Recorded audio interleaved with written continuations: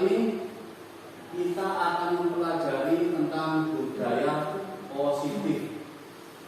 Pengembang dari materi ini yaitu Andri Nur Cahyani, Dia Sasmiati, dan Dr. Murti Ayu Wijayanti. Next, perkenalkan, nama saya Andi Zainullah. Saya adalah CGT Angkatan 10 dari Kabupaten Lumajang. Panggilan saya cukup dipanggil Anditu. Ini pendidikan saya dan ini pengalaman kerja saya. Selanjutnya,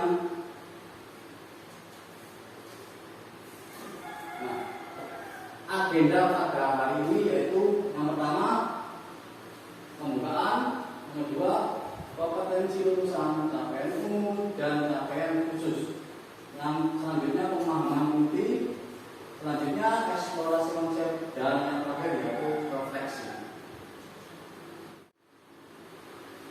Nah, sebelum kita mulai acara ini, mari kita tenangkan sejenak, tenangkan hati dan pikiran, arahkan semua perhatian untuk fokus belajar, hadirkan rasa ingin tahu, syukur, dan welas asih.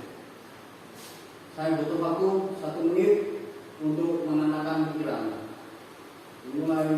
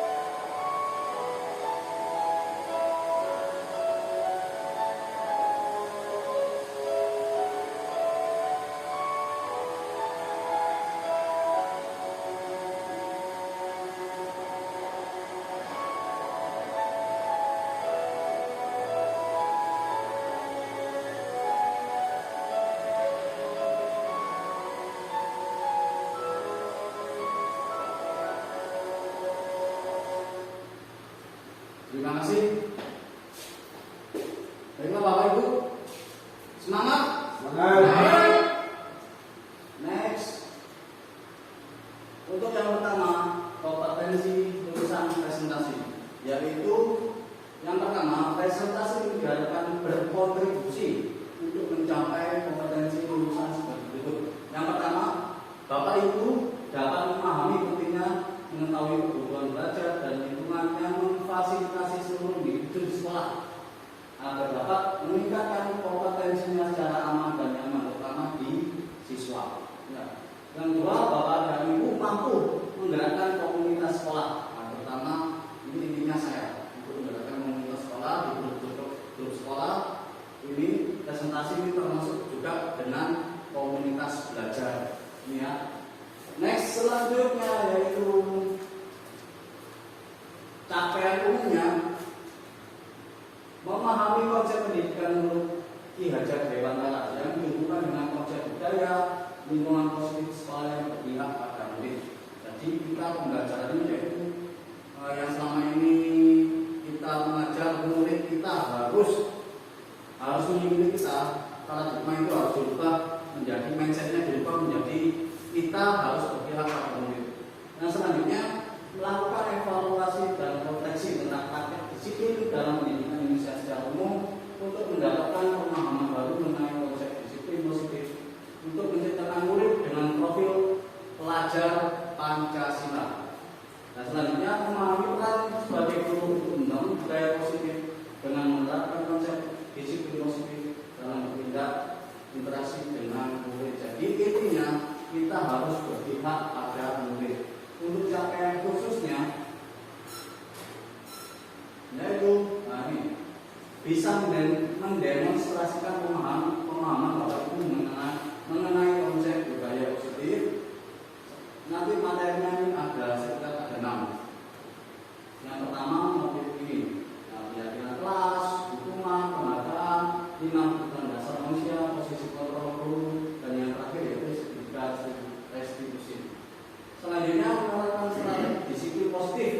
yang memerdekakan murid. Nah, jadi kita harus fokus menghamba pada muridnya, menyusun anak-anak tadi aksi nyata, bersikap reflektif dan kritis.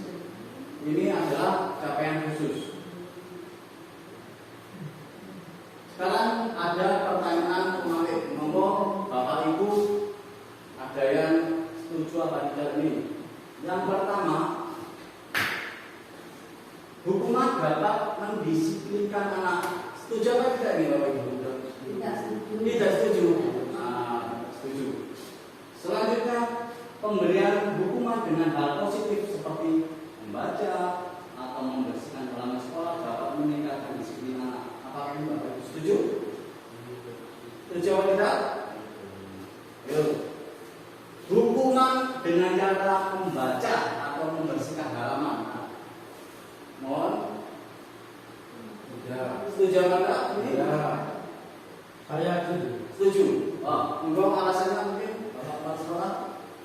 Pemberian hukuman dengan hal positif seperti membaca atau membersihkan halaman sekolah dapat meningkatkan disiplin anak. Saya menyatakan tadi setuju. Setuju. Karena apa? Di sini kita hanya beda persepsi masalah kata. Kalau menurut saya, hal positif seperti yang disampaikan itu bukan berupa hukuman, tapi itu namanya pendidikan. Ya. Jadi hanya beda. Kalau sudah kata-katanya hukuman itu kan tidak itu. Tapi kalau prakteknya hal positif seperti membaca, membaca itu bisa meningkatkan kebiasaan. Itu menurut pendapat. Terima kasih semuanya. Beri aplaus untuk itu adalah alasan dari misalkan yang diganti dengan pendidikan ya. Ya, atau penghargaan. Sekarang yang nomor 3, memberikan penghargaan dapat meningkatkan motivasi belajar anak. Setuju apa tidak? Setuju. Nah, mari kita bahas ketiga ini nanti semuanya ada seluruh elemen materi.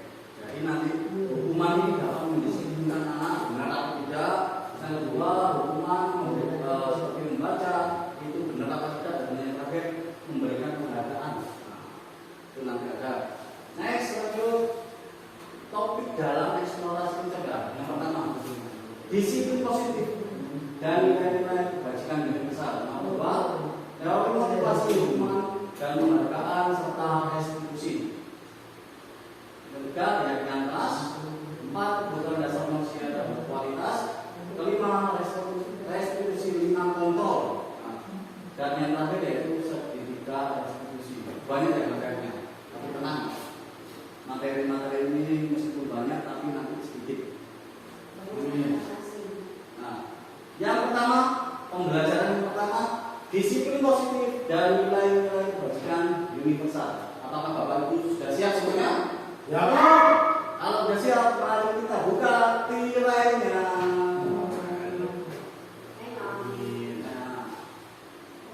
Materi yang pertama perubahan dan paradigma. Sekarang, Bapak Ibu perhatikan ini ya. Nah, Bapak Ibu ini saya kasih secara kertas, tuliskan benda yang paling berharga menurut Bapak Ibu sekalian. Benda yang paling berharga, benda apa saja? Satu atau lebih? Satu aja dulu. Benda yang paling berharga yang menurut Bapak Ibu itu tidak bisa dikasihkan orang lain. Ataupun mungkin misalkan ada yang butuh istri. Benda, istri pakai benda apa bukan? Benda ya? Benda ya? Ya. Ini yang paling berharga kalau sudah dilipat di kepala tangan. benda ini berupa materi apa sifat? Benda itu materi. Materi. Ya. Terus dibuang. Nah, bukan buang, digenggam. Digenggam sekerat mungkin. Apa ini? Bukannya apa? Oh, beda. Keren.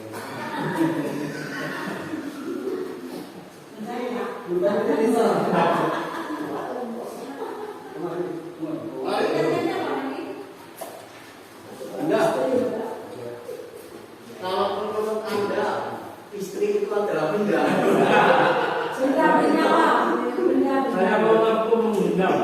Kalau kan ada video.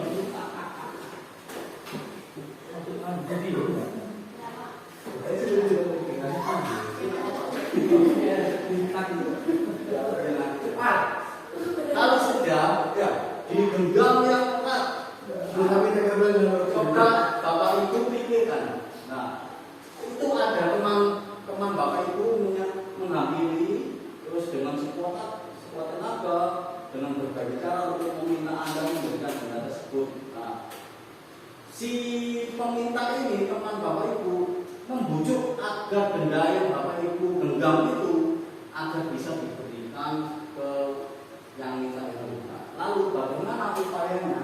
Nah, upaya bapak ibu bagaimana agar benda yang bapak ibu genggam itu tidak bisa ataupun tidak mau berikan. Nah, bagaimana upayanya? Ada yang bisa? Saya sembunyikan di sini. Terus alasannya apa? Kenapa bapak ibu ini tidak mau memberikan? Karena sangat berharga. Rahasia sangat berharga. Selanjutnya apa lagi? Tidak tergantikan. Tidak tergantikan. Baik, ada alasan. Sudah? Sudah ya. Jadi benda ini ya, misalnya ini benda yang paling berharga. Kalau ada teman bapak ibu yang ingin minta, ayolah, misalnya gini, ayolah, misalkan kasih uang ini, ayo kasihkan, kasihkan. Bapak ibu ini mau kemana? Ayo. Diancam.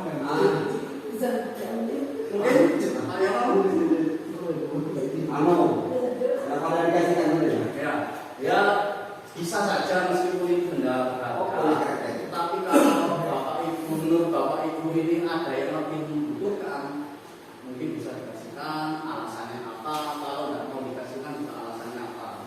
Pelit. Ya, berprinsip. Berprinsip lah. Betul. Jadi kita harus mempunyai prinsip, ya, prinsip yang teguh, memegang prinsip yang teguh. Yang kedua yaitu tanggung jawab. Kenapa ini tanggung jawab saya? Ini sudah dikasihkan amanah ke saya, jadi tidak boleh dikasihkan ke siapa-siapa. Kalau misalkan ada yang lebih membutuhkan, ya, ada yang membutuhkan, mungkin kita rela mengasihkan, tapi juga itu orang yang kita kasihkan itu juga harus kita beri amanah. Itu namanya prinsip teguh, tanggung jawab, dan disiplin. Disiplin kan tidak bisa dilepas ya. Itu namanya prinsip. Sudah Bapak Ibu ya? Sudah. Sebenarnya ingin saya tanyakan ke depan, tanya alasan-alasannya kenapa. Mau Bapak Ibu? Boleh. Boleh? Boleh. Oh boleh ya? Kalau boleh, sudah? Tanyakan alasannya? Sudah. Yang ingin mempresentasikan ke depan siapa? Katakan yuk. Amin. Amin yuk. Katakan.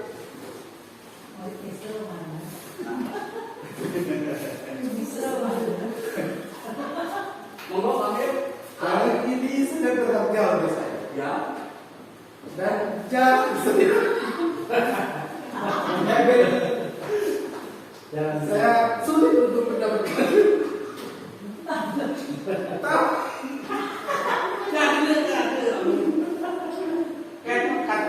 Tidak bisa ngomong Amin.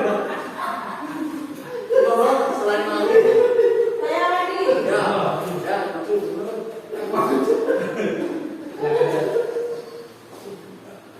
Monggo.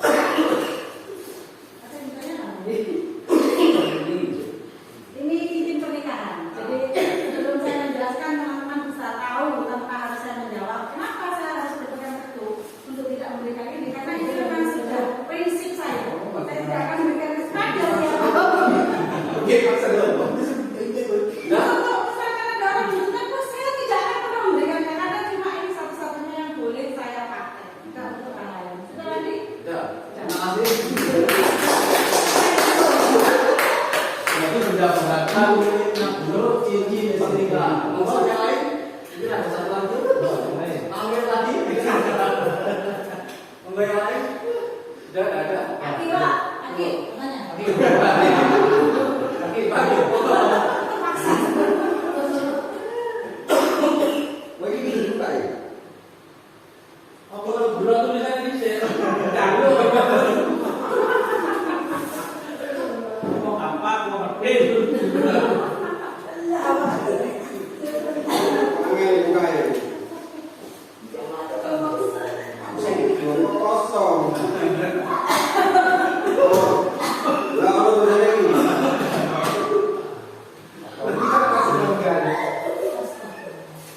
Ada yang namanya berasal lah.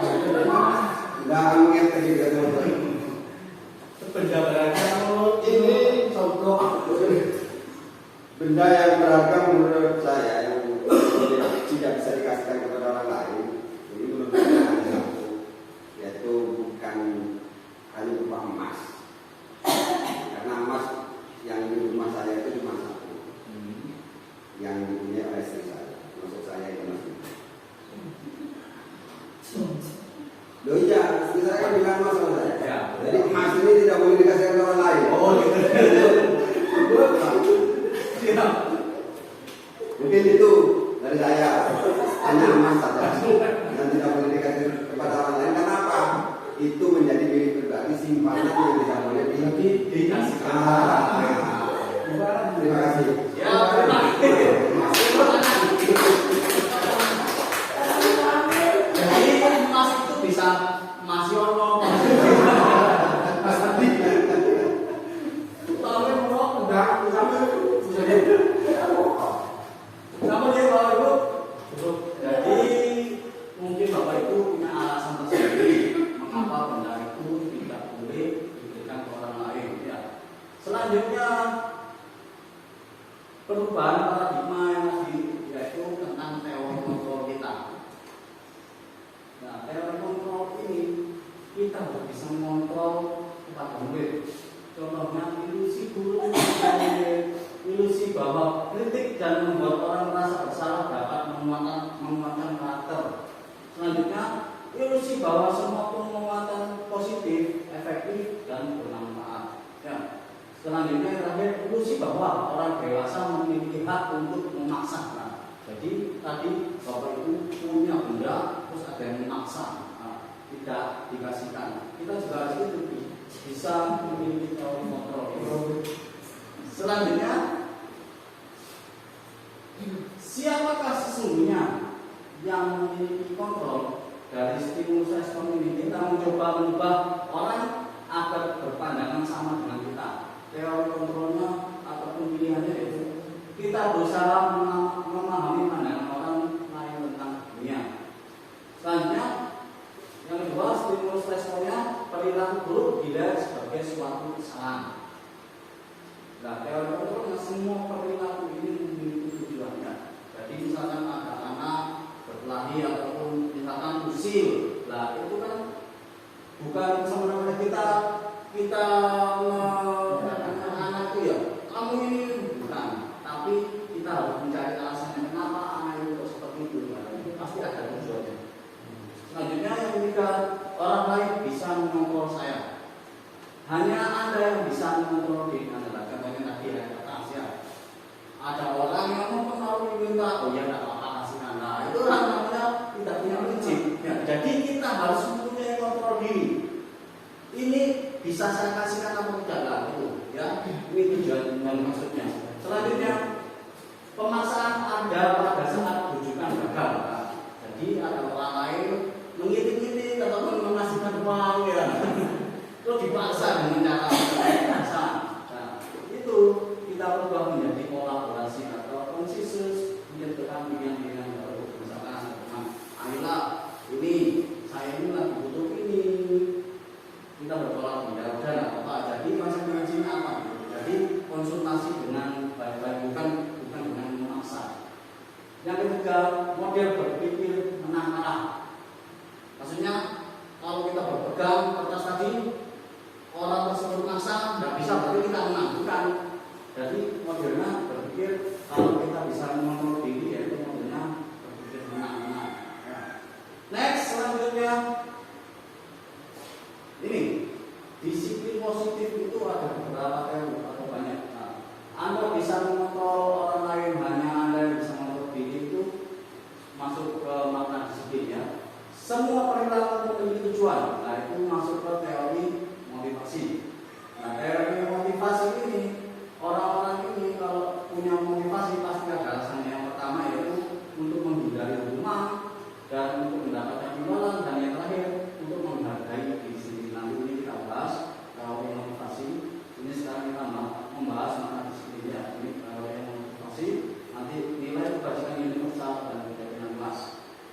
Selanjutnya, model berpikir makna, berkolaborasi dan menciptakan konsensus, menciptakan pilihan baru. Ini masuk ke dalam 5 kontrol.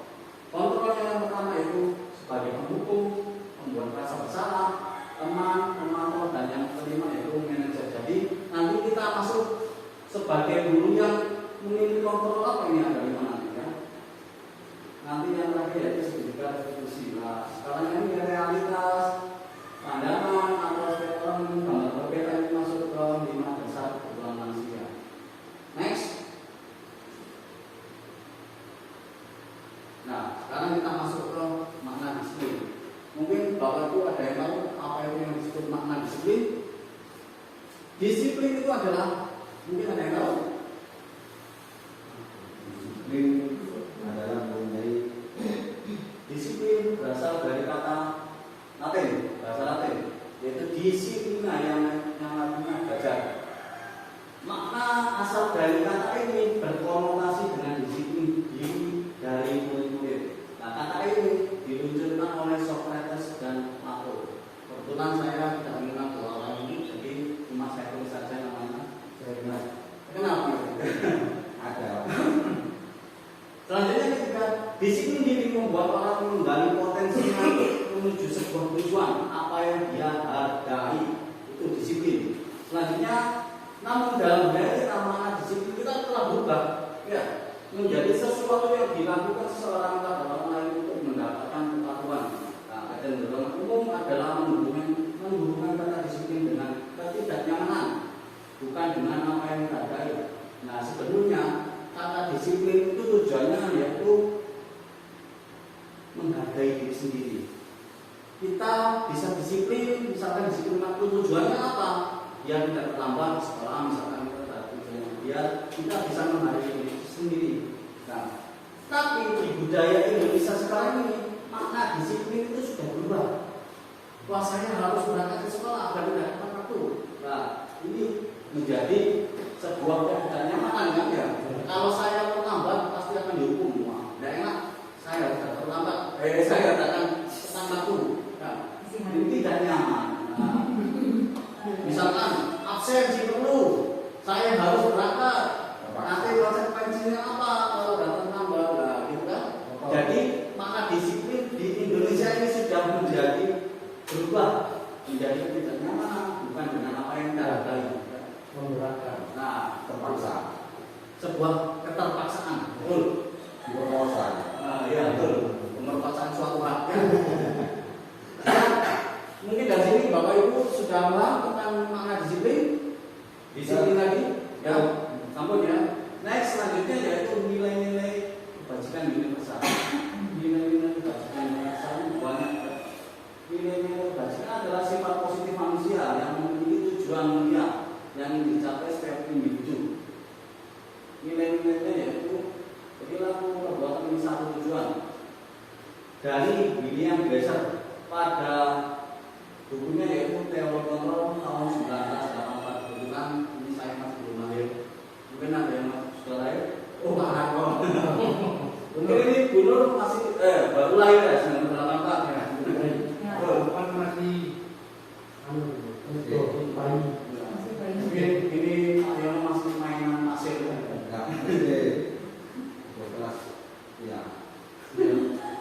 Nah, kebajikan universal ini dengan menaikkan kebajikan universal, maka motivasi intrinsik motivasi dalam diri dapat terbangun sehingga menggerakkan motivasi dari dalam untuk mencapai tujuan yang diinginkan. Nah, ini dari Brian Emerson pada tahun 1998. Ini saya sudah SD. Next, nilai kebajikan yang dicapai oleh setiap anak kita kenal dengan profil pelajar Pancasila. Ada berapa profil pelajar Pancasila di sini? Berapa? Yang pertama, berlima, bertakwa kepada Tuhan Yang Maha Esa dan berakhlak mulia. Selanjutnya, mandiri, berakhlak budi, berbinakan tunggal, bergotong royong dan berkreatif. Ini yang disebut dengan profil pelajar Pancasila. Next, itu saja mengenai kebajikan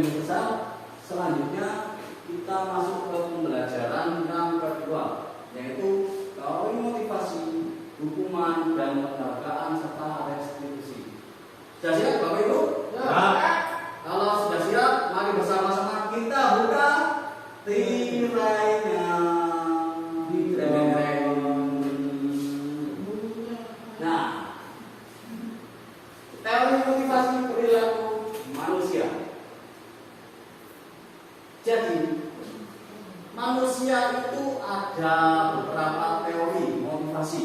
Yang pertama yaitu untuk menghindari ketidaknyamanan atau hukuman. Nah, contohnya tadi kayak si perlu, ya kita mempunyai motivasi diri.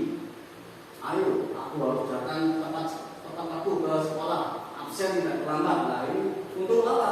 Menghindari hukuman atau ketidaknyamanan. Nah, teori ini, nah, keluar namanya teori eksternal yang lebih kuat. Selanjutnya, teori untuk mendapatkan imbalan dari orang lain ataupun institusi. Contohnya, kayak misalkan saya kasih contoh sebuah jam ya. Kalau kita datang tidak terlambat, kita akan mendapatkan imbalan apa? Misalkan sertifikasinya tetap cair, ya, gitu ya. Kalau kita terlambat ataupun jarang absen, pastikan ini kita hindari. Dengan hukuman nanti pasti akan dapat hukuman. Hukumannya misalkan apa? Sertifikasi tidak cair, lah itu. Ancaman seperti itu pasti akan muncul ya. Kalau guru PNS yang sudah sertifikasi ini juga teorinya ini motivasinya yaitu motivasi luar eksternal. Yang ini yang ketiga, nah, untuk menghargai diri sendiri. Jadi Bapak Ibu mempunyai motivasi berangkat ke sekolah untuk absen itu apa? Oh, saya harus disiplin dan dalam diri sendiri. Dia dihargai orang lain juga. Ini motivasi dari dalam maupun motivasi internal. Nah, motivasi internal ini adalah tujuan dari disiplin positif. Jadi Bapak Ibu ada mempunyai beberapa motivasi tiga. Jadi Bapak Ibu ini masuk ke motivasi yang berapa? Amir mungkin masuk ke motivasi yang berapa? Mungkin yang satu atau yang dua, tiga. Sip, bagus. Selanjutnya ini adalah teori merdeka. Jadi kita tadi memiliki motivasi, tujuannya yaitu untuk merdeka. Merdeka dari apa? Ancaman-ancaman tersebut atau hukumannya. Dan menurut Ki-Hajar Dewantara, merdeka itu artinya tidak hanya terlepas dari perintah, tetapi juga cakap buat memerintah diri sendiri. Nah, dari dalam diri sendiri, intrinsik. Nah, ini tujuan disiplin positif. Nah, gitu. Tadi yang dari pertanyaan tematik, apakah Bapak Ibu pernah memberikan suatu penghargaan kepada murid, misalkan yang berprestasi, pernah apa tidak? Pernah ya? Misalkan, ayo yang dapat nilai 100 akan saya kasih uang 1.000 atau 5.000 gitu. Pernah kan? Nah, ayo siapa yang masuk depan nanti akan mendapatkan sebuah bunga, pernah kan? Nah, tujuannya itu apa? Memotivasi siswa agar semangat belajar. Tapi dalam suatu penghargaan ini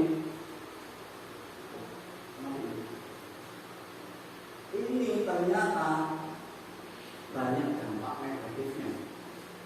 Dampak negatifnya yaitu yang pertama, pengaruh jangka panjang dan jangka pendek. Penghargaan dapat mendukung diri kita sendiri ataupun siswa. Penghargaan mengurangi ketepatan, penghargaan tidak efektif, penghargaan dapat merusak hubungan. Saya jelaskan satu-satu.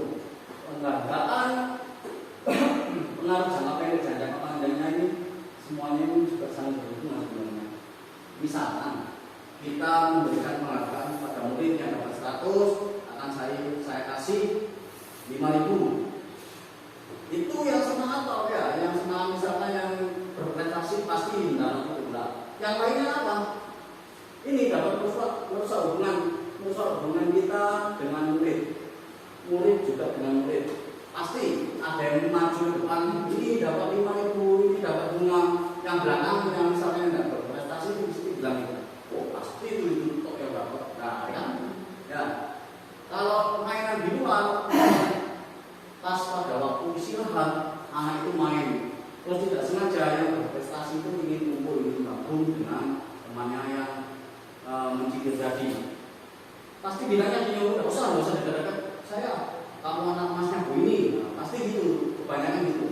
Ini jadi penghargaan juga dapat merusak hubungan murid dengan guru juga gitu. Oh pasti yang diajar cuma itu toh, pasti tidak mau menghiraukan saya, pasti yang dihiraukan cuma anak itu toh. Pasti pemikiran anak pasti juga akan muncul seperti itu. Jadi penghargaan itu dapat mendukung kita sendiri ataupun mendukung siswa. Nah penghargaan itu juga kurang tepat. Penghargaan juga tidak efektif. Penghargaan dapat merusak hubungan. Jadi Bapak Ibu, jika ingin memberikan penghargaan itu sekarang coba hilangkan dulu ya. Penghargaan dapat menurunkan kualitas, penghargaan meningkatkan kreativitas, penghargaan mengurangi motivasi di dalam diri atau musik. Penghargaan menurunkan kualitas.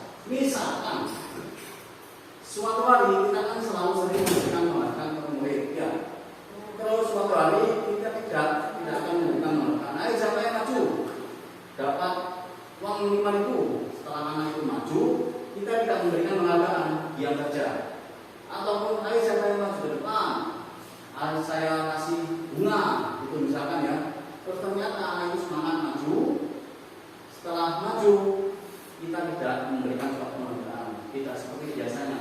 Nah, jadi pemikiran anak itu pasti pada saat kita ingin memberikan nilai, ayo siapa yang maju dapat nilai 100, pasti anak yang berprestasi itu akan berpikiran, ya wes, males saya mau maju, kenapa? Oh, tidak dikasih uang 5.000 itu, saya tidak dikasih bunga itu, seperti itu kan. Akhirnya pemikiran anak itu tidak apa ya, istilahnya motivasi belajarnya menjadi menurun, nah, kualitasnya menurun, itu tidak kreatif. Kenapa kalau tidak kreatif? Ya itu tadi, ya udah tidak usah maju, ngapain maju? Saya tidak pernah dikasih uang gitu lah, gitu ya. Mengurangi motivasi lah itu. Jadi motivasi anak turun. Dari sini mungkin ada yang bertanya ataupun sudah paham Bapak Ibu? Nah, Tahu ya? ini Next. Nah, bentuk program kebajikan. Nah, jadi penghargaan tersebut kita ubah paradigmanya, kita ubah mindsetnya. Dari penghargaan kita ubah menjadi sebuah apresiasi. Dalam memberikan apresiasi perlu diingat ada beberapa hal. Yang pertama, memberikan pengakuan secara khusus, secara pribadi, pengakuan kepada semua murid. Kita harus konsisten dan fokus pada proses. Jadi penghargaan tadi setelah kita ubah menjadi apresiasi itu pasti membutuhkan suatu proses. Kita harus konsisten pada apresiasi. Misalkan kalau ada anak tadi yang maju depan, ayo kita bertepuk tangan semuanya, bisa gitu kan ya.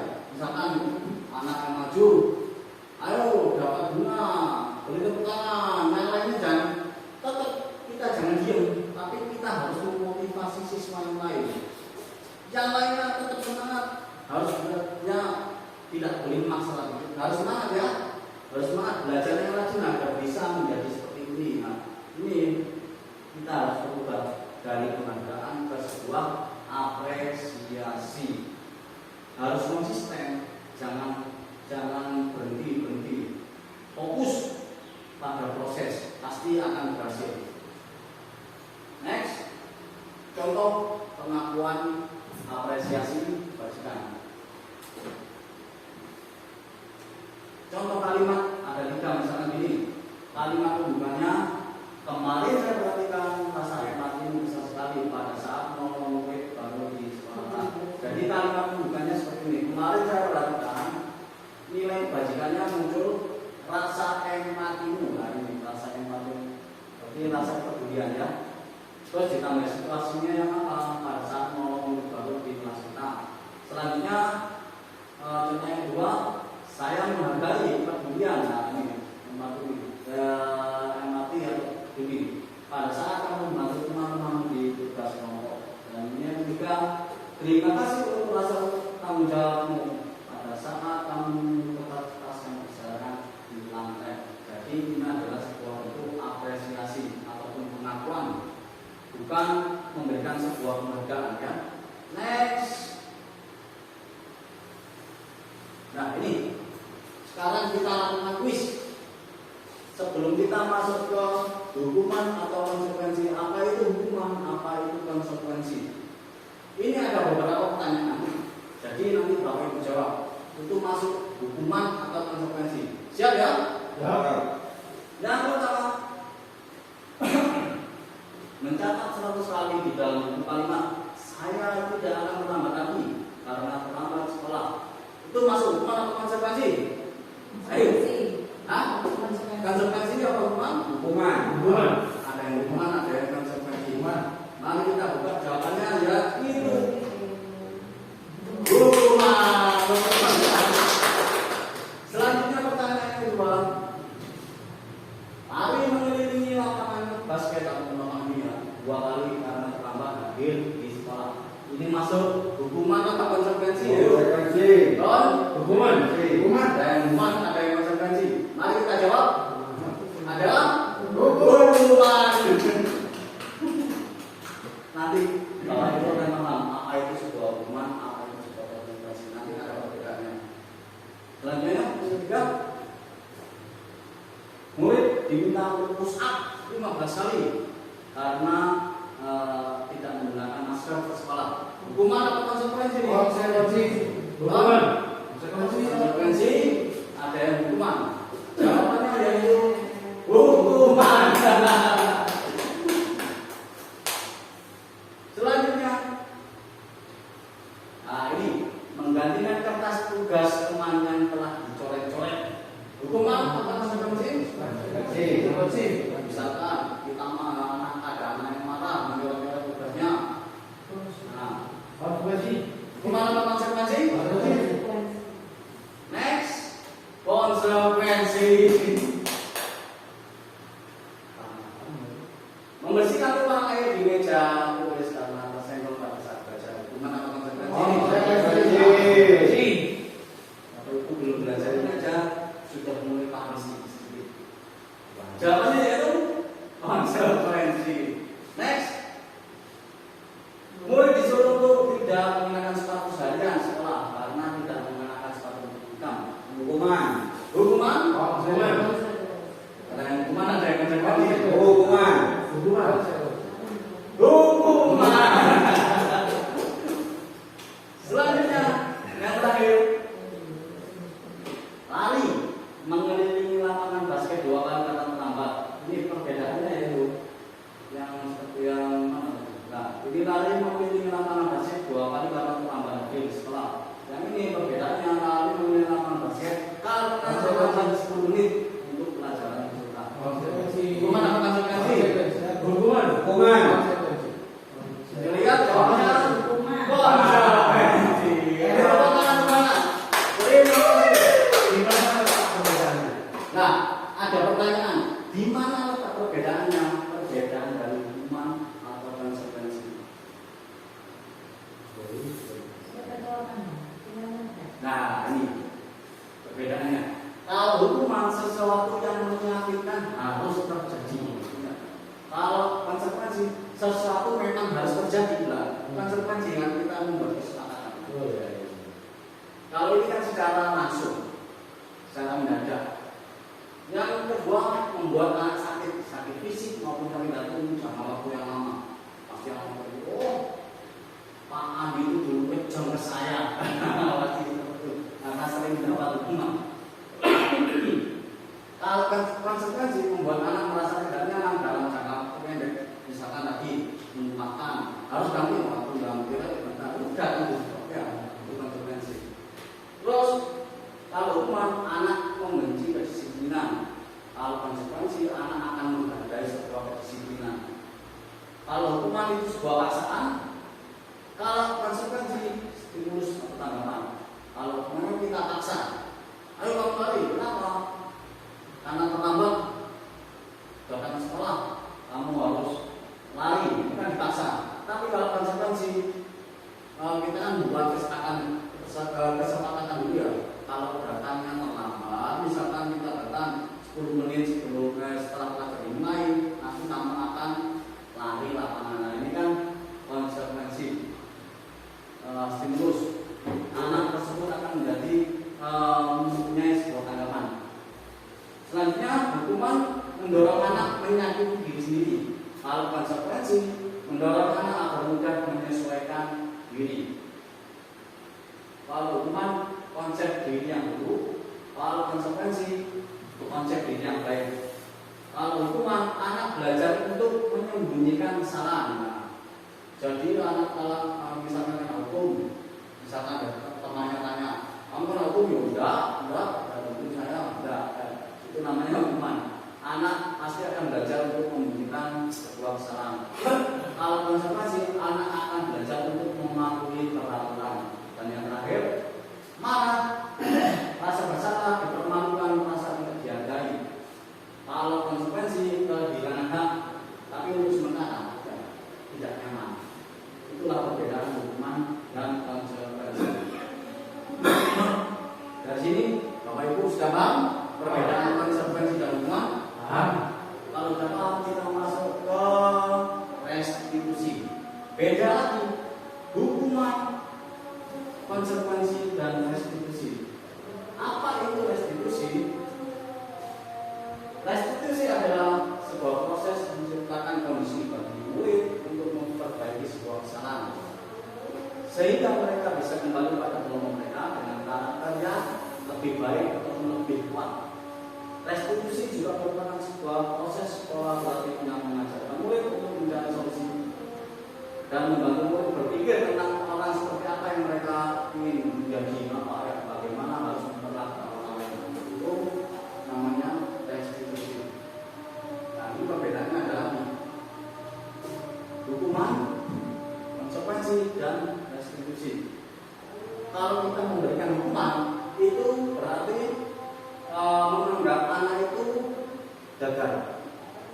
Kalau konsekuensi, kita akan menerapkan disiplinan. Kita akan menunjukkan identitas anak itu untuk menjadi orang yang sukses.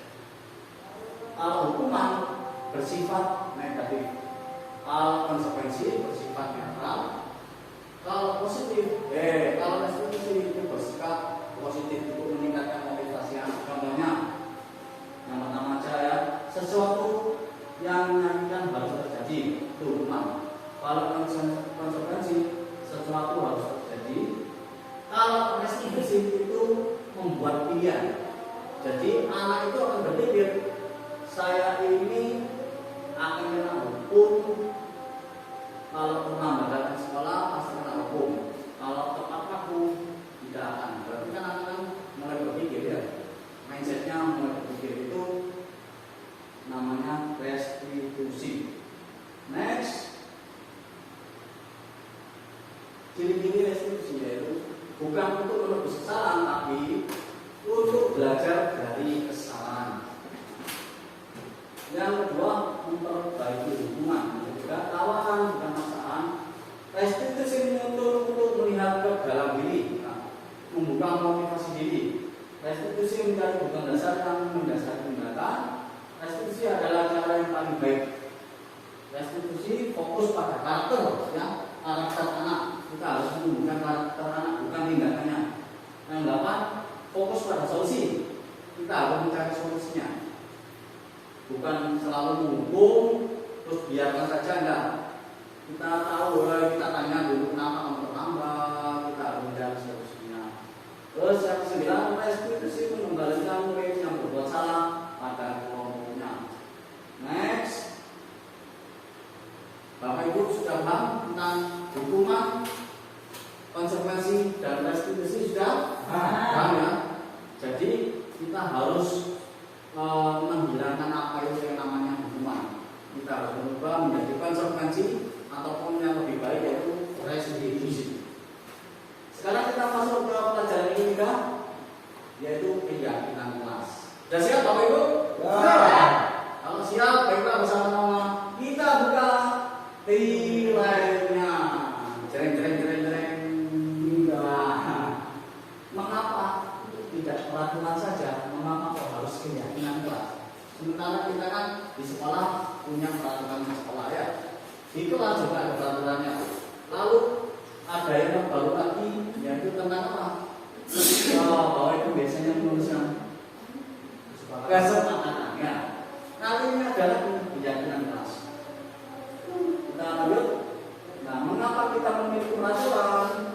menggunakan helm mengendarai kendaraan roda dua. Mengapa kita memiliki peraturan 3M menggunakan masker, mencuci tangan dan menjaga jarak pada saat ini COVID ya. Yang ketiga, mengapa kita memiliki peraturan harus datang tepat waktu pada saat ini pelatihan. Nah, ini untuk mendukung motivasi itu kembali ke keyakinan lebih memudahkan seorang dibandingkan serangkaian peraturan-peraturan. Jadi keyakinan kelas itu tujuannya yaitu untuk menggerakkan motivasi anak untuk sadar diri, bukan taat pada peraturan. Kalau taat kita berikan tertekan ya, tidak nyaman. Next, nah ini ada beberapa lingkaran setan, bukan lingkaran peraturan. Yang pertama ada peraturan kelas. Di sini ada kan peraturan kelasan? Ya. Nah, kalau peraturan kelas kita kembangkan tadi ini menjadi sebuah keyakinan kelas. Peraturan kelas ini kan bersifat memaksa. Jadi anak-anak harus mematuhi. Kalau keyakinan, kalau kesepakatan mungkin masih masuk ke peraturan kelas. Tapi kalau keyakinan kelas itu kita sama-sama mempunyai istilahnya konsekuensi. Nah, jadi nanti bisa jadi keyakinan kelas. Next, selanjutnya setelah keyakinan kelas tercapai, nah nanti di lingkungan sekolah atau di lingkungan kelas ini akan menjadi lingkungan yang positif. Kalau sudah terjadi lingkungan yang positif, nah nanti pasti akan terjadi budaya yang positif. Paham ya Bapak Ibu? Nah, sekarang Bapak Ibu memilih, bisa membedakan mana itu yang keyakinan kelas. Ini ada kesepakatan kelas, ini juga kesepakatan kelas, tapi ini ada perbedaan. Yang hijau, tekad Dharma Mengka Persatuan Baru. Kesepakatan kelasnya yaitu datang tepat waktu, mengucapkan salam, menjaga kebersihan sekolah, berdoa sebelum dan sesudah kegiatan, aktif dalam pembelajaran, dan yang terakhir tertib. Ini kesepakatan kelas dari tekad Dharma Mengka Persatuan 1. Untuk yang sebelahnya itu ini ada juga kesepakatan kelas. Yang pertama, kami guru dan murid yang saling menyayangi. Selanjutnya, kami murid yang semangat belajar. Dan yang terakhir, kami murid yang peduli dengan teman-teman. Menurut Bapak Ibu, mana yang keyakinan kelas? Yang hijau apa yang putih? Hijau. Yang putih. Ada yang hijau, ada yang putih. Jawabannya yaitu yang putih. Nah, kenapa yang putih? Kalau kesepakatan kelas ini datang tepat waktu, mengucapkan salam, itu hampir sama juga dengan peraturan ya. Menjaga kebersihan sekolah, pasti banyak anak-anak habis makan buang sampah, harus menjaga ini nanti karena hukuman akan konsekuensi. Nah itu ya. Selanjutnya berdoa sebelum dan sesudah kegiatan, aktif ini semuanya masuk kesepakatan. Kalau ini kita kan harus membuat kesepakatan dulu sama anak-anak, harus saling menyayangi, kita harus semangat belajar, murid peduli dengan teman-teman. Jadi menunjukkan motivasi diri, menunjukkan motivasi anak. Itu ya perbedaannya kesepakatan dengan keyakinan kelas.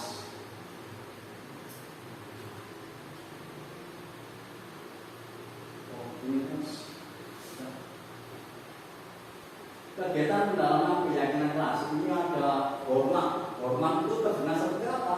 Yuk saya bantu. Nah, kalau pihak berempati terhadap bersama lain, kalau berperilaku tersenyum ramah, memberikan salam hormat. Nah ini masuk ke keyakinan. Ini tabel D-nya. Kalau tabel T-nya seperti ini, tampak seperti apa? Kalau datang tepat waktu, yang tidak tampak sering datang terlambat. Menyapa dengan teman dan seluruh setiap hari. Terus yang tidak tampak tak acuh kepada teman atau guru. Ini tabel-tabel T dan D. Ini nggak usah saja. Nah, sekarang baru itu kita lihat ini yang peraturan. Selalu kembalikan buku tempatnya. Keyakinan kelasnya itu tujuannya untuk apa?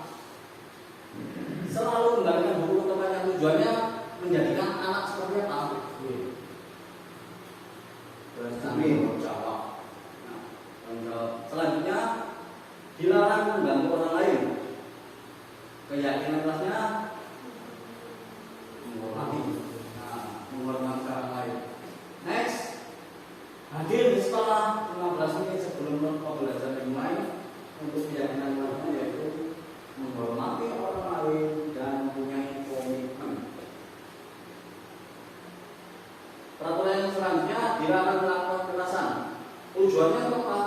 Nah, keselamatan dan menghormati orang lain.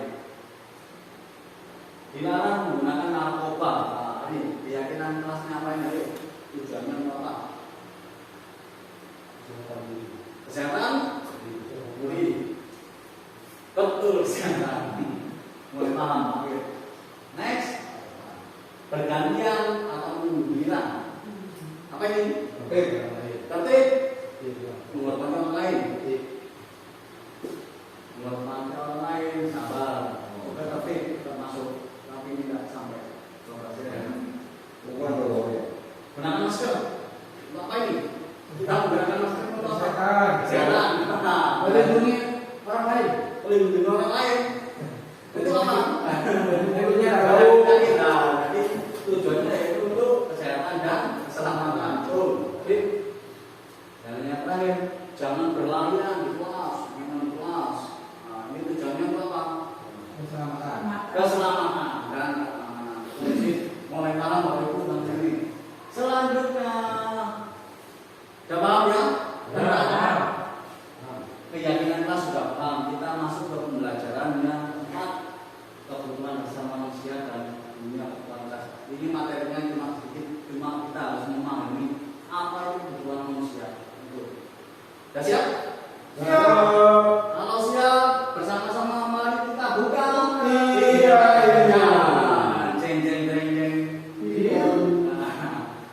Kebutuhan dasar manusia. Jadi manusia ini memiliki 6 kebutuhan dasar. Yang pertama tujuannya untuk bertahan hidup.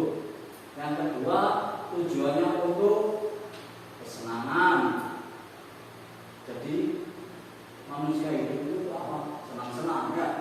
Kasih sayang merasa diterima. Kita butuh juga penguasaan dan kebebasan. Jadi inti dari kebutuhan dasar manusia ini ada 5. Jadi semua tujuan ini ada 5. Itu namanya kebutuhan dasar manusia.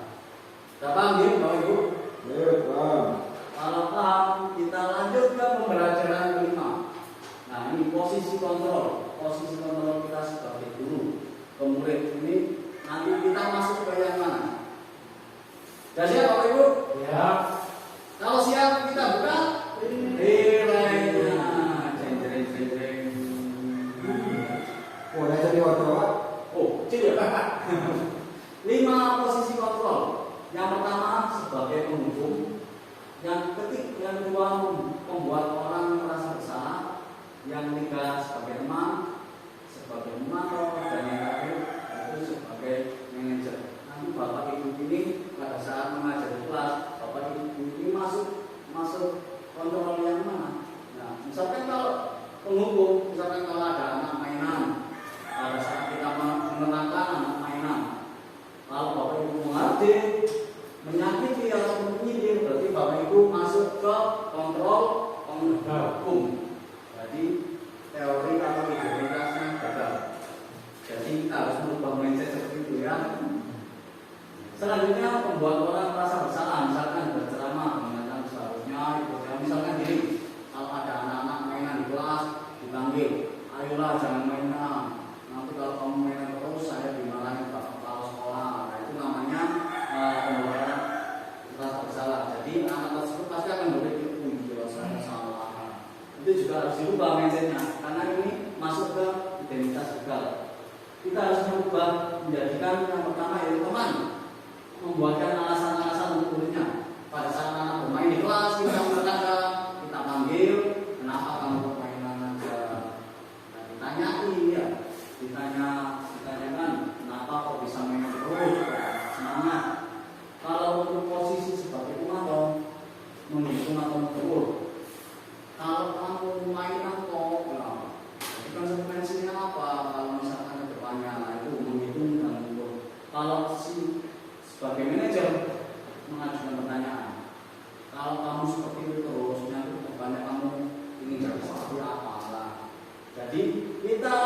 harus merubah mindset kita. Jadi kita atau penghukum atau membuat orang merasa bersalah, kita rubah menjadi teman, memantau, ataupun yang paling baik itu tentang manajer. Next. Nah, sekarang ada beberapa pertanyaan. Pertanyaan ini masuk ke 5 kontrol yang apa tadi? Misalkan yang pertama kontrol apa? Yang pertama penghukum. Yang kedua membuat orang merasa bersalah. Yang ketiga teman. Keempat apa tadi?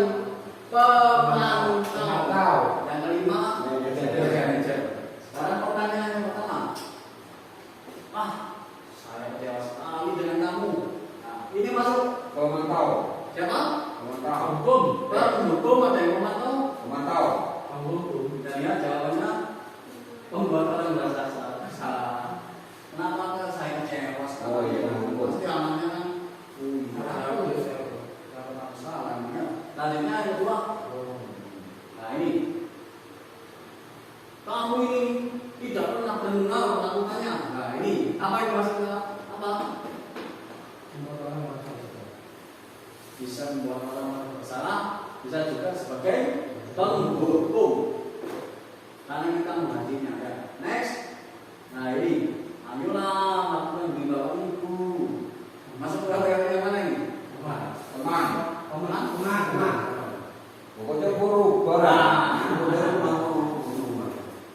Jadi, nah ini, apakah kamu mau mendapatkan kegiatan hari ini? Masuk dalam yang mana ini? Manajer. Bentukan. Penghukum, membuat orang merasa bersalah, teman, pemantau, manajer. Oh iya, manajer. Pemantau.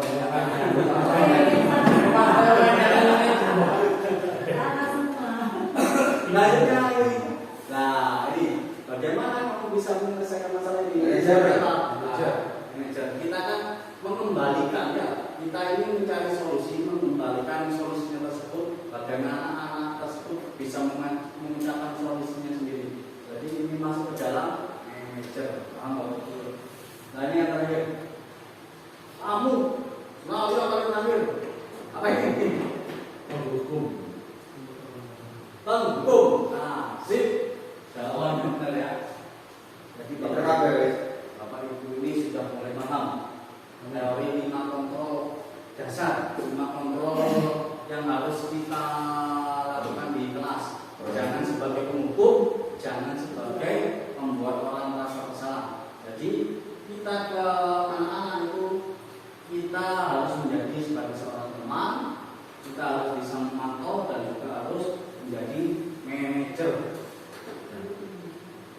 Paham ya, Bapak Ibu? Ya. Dan yang terakhir yaitu segitiga restitusi. Sudah siap? Siap. Semangat? Semangat. Semangat. Kalau siap, mari kita buka. Belum sih bisa seperti. Kalau sudah siap, kita buka.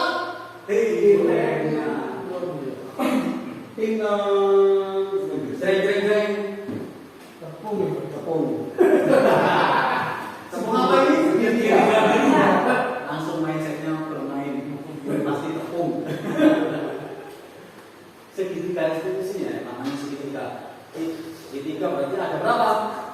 3. Yang pertama menstabilkan identitas, yang kedua validasi kebutuhan, yang terakhir mempertanyakan keyakinan. Jadi ini segitiga restitusi ini kita gunakan pada saat ada anak-anak yang bermasalah. Padahal ini kita harus menstabilkan identitas. Contoh kalimatnya seperti ini ya, setiap orang pasti pernah melakukan kesalahan. Ini distabilkan dulu ya. Kalau misalkan kita tanya, kenapa kamu gak tambah? Saya ketiduran sama siang. Nah, kita harus stabilkan contohnya.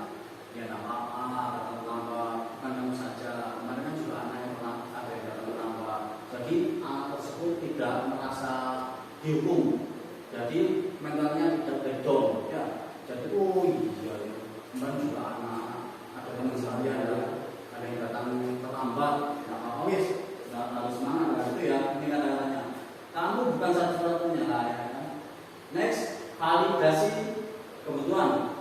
Validasi kebutuhan ini misalkan ada kita harus memberikan kalimat. Adakah cara yang lebih efektif untuk mendapatkan apa yang kamu butuhkan? Misalkan apa kamu tentu punya alasan mengapa itu kan.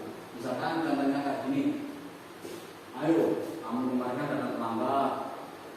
Pasti kan punya alasannya. Kenapa? Ya Pak, tadi malam saya membantu ibu ataupun tadi malam saya bermain HP sehingga bangunnya pasti kesiangan. Kita harus curhat anak tersebut bisa ngomong juga ya. Jangan kita harus menghukum terus. Kamu terlambat terus ini apa? Jangan. Kita harus mengubah mindset itu. Distabilkan dulu identitasnya, lalu divalidasi kebutuhannya. Kita tanyakan kenapa itu kok datang terlambat. Nah, lalu kita menanyakan keyakinan kelas yang sudah dibuat. Contohnya nilai apa yang harus kita sepakati, nilai apa yang telah dilanggar anak tersebut. Misalkan kalau datang terlambat, apa disiplin, apa tanggung jawab termasuk ya. Ini kamu menjadi seorang yang seperti apa nanti ke depannya kalau misalkan kalian datang terlambat terus lah. Ini nanti ini dibutuhkan pada saat ada anak yang bermasalah. Next ya, Bapak Ibu, sekarang ya. Nah, ini kata-kata hari ini. Kata-kata hari ini untuk menstabilkan identitas guru. Berbuat salah itu memang manusiawi. Tidak ada manusia yang sempurna. Bapak Ibu juga pernah membuat salah kok. Ya, kita pasti bisa menyelesaikan permasalahan ini. Bapak Ibu tidak tertarik untuk mencari tahu siapa yang benar, siapa yang salah. Bapak Ibu hanya tertarik untuk menyelesaikan masalah ini. Selanjutnya, kalau kamu menyalahkan diri kamu sendiri terus-menerus, apakah kamu akan bersikap baik kepada dirimu sendiri? Ini contoh kalimat-kalimat untuk menstabilkan identitas agar anak tersebut tidak tertekan, tidak merasa dikung ataupun tidak down. Selanjutnya, validasi kebutuhan. Ini kalimatnya bisa seperti ini, kamu bisa saja melakukan hal yang lebih buruk, tapi kamu tidak melakukannya. Nah, ya, ada beberapa kalimat. Contohnya, apakah kamu bisa melakukan dengan baik seperti itu? Dan selanjutnya, menanyakan keyakinan. Apa nilai-nilai yang terpercaya di kelas? Nilai-nilai kelas yang ideal itu seperti apa sih? Kamu ingin menjadi seperti anak, seperti apa? Nah, apa yang kamu rasakan ketika kamu melakukan itu? Kamu menjadi orang yang seperti apa nantinya itu? Kita sebutkan. Contohnya, kita lihat contoh video ini seperti ini.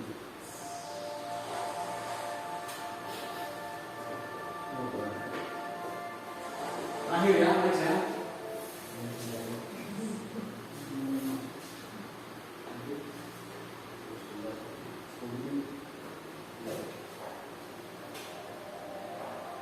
Ini adalah contoh saya menerapkan disiplin filosofi dan menerapkan sertifikat eksekusi pada saat ada anak yang bermasalah.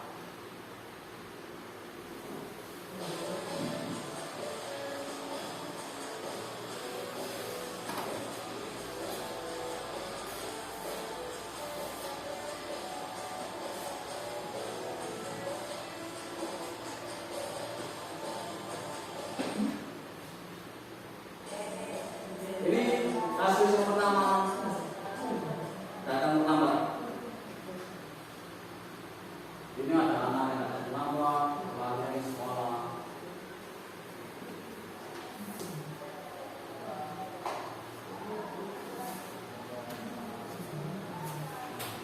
Datang terlambat, kita konsultasi.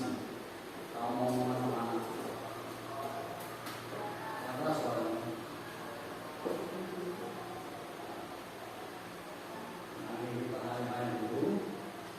Menstabilkan identitas.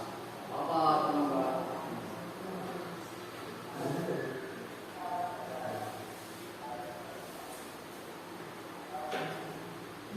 Jelas nanti bisa nonton di channel YouTube saya karena di sini suaranya kurang jelas. Oke, siap. Jangan lupa like, comment, and subscribe. Siap. kegiatan hari ini, hal baru apa yang merubah paradigma baru itu? Ya, kita harus bisa mengubah mindset menjadi penghukum. Nah, itu ya. Selanjutnya perasaan yang muncul selama sesi ini, khususnya mengenai makna disiplin dan motivasi, perasaan apa? Nah, senang. Nah, saya tidak siap. Pranowo, saya akan menjadi yang seperti apa? Kita harus menjadikan diri kita sebagai posisi menjadi seorang manajer. Baik, terima kasih untuk kegiatannya pada hari ini. Kurang dan lebihnya, mohon maaf yang sebesar-besarnya. Bila tahu, wassalamualaikum warahmatullahi wabarakatuh.